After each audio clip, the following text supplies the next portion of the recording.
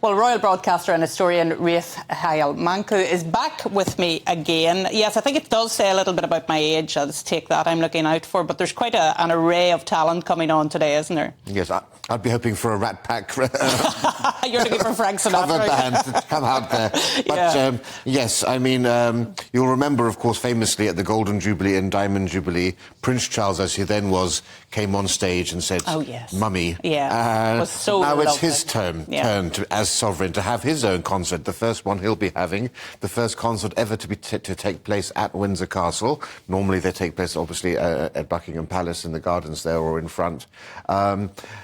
The King, as I've mentioned before, is the most passionate member of the royal family when it comes to classical music since the time of Queen Victoria. And we always used to wonder when the Queen attended those concerts how much she really enjoyed the music, because we know her favourite singer was George Formby. It's been a long time since she had Turned Out Nice to Get Heard on that stage. The King actually has not just the pop stars, Katy Perry, Ollie Mures, as you said, Take That, Lionel Richie, but also we're going to have Sir Bern Terfel, the great Welsh baritone. Yes. Andrea Bocelli will be performing. And we're going to have the Royal Ballet Company, the Royal Opera House, the Royal Shakespeare Company even. So you're going to have quite a variety of performances, I think. So there'll be something for everyone to enjoy. 10,000 tickets allocated geographically across the country so that wherever you are, you had an equal chance of actually getting admission to that. And I think it's great. And actually, I was just thinking, you know, with the coronation and this sort of thing, there are very few times in our nation now where we have common shared moments of culture. You know, we don't all watch the same 4 TV channels, so we don't watch the Morecambe and Wise Christmas show, and we don't have those bonding moments, like Americans call it, water cooler moments, to gather and just talk about things. So for us, it's actually sporting events and these great royal set pieces that provide the only times when we actually watch the same thing and can actually bond as a nation and create moments of national identity. Everybody will remember where they were for these sorts of things. And then again, also now we have the street parties. People these days don't really know who their neighbours are, especially in big cities. And through street parties, you get social cohesion. People will be meeting and chatting for the first time to their neighbours, hopefully having a little WhatsApp group maybe. And so, you know, that's how the monarchy helps a nation come together. You're so right about that. I think that's really, really important. And I think during the whole COVID interregnum, people started to find out more about their neighbours out of necessity and wanting to help them. And I think that continues with events like this and street parties and that unifying part of the monarchy, which is so very important.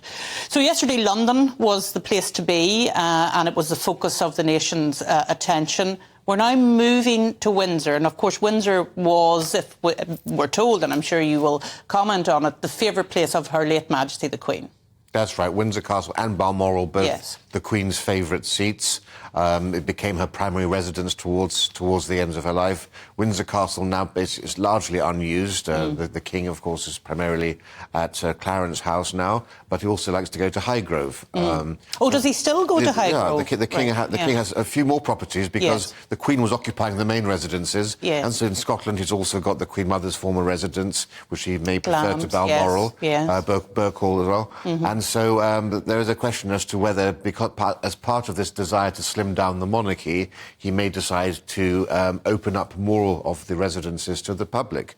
Like Hampton Court is, for example, or the Tower of London. These places were once... Or Royal Hillsborough, which is the seat in Northern Ireland. And Hillsborough also very much so. And so that's going to be interesting to see what happens. At the moment, the King doesn't live at Buckingham Palace. Some people may be confused because the royal standard has been flying above the palace. Normally, that's only when the King is in residence. But actually, when he's in Clarence House, they also fly the flag above Buckingham Palace in a break with tradition, because his office is still there. All his staff are there. There are too many of them for Clarence House. Whether the King will move into Buckingham Palace once this major renovation and refurbishment takes place remains to be seen. We know in the past he said that he's very keen to see Buckingham Palace opened to the public, ideally year-round even. Currently, it's only open to the public in the summer months, when traditionally the Queen would be elsewhere.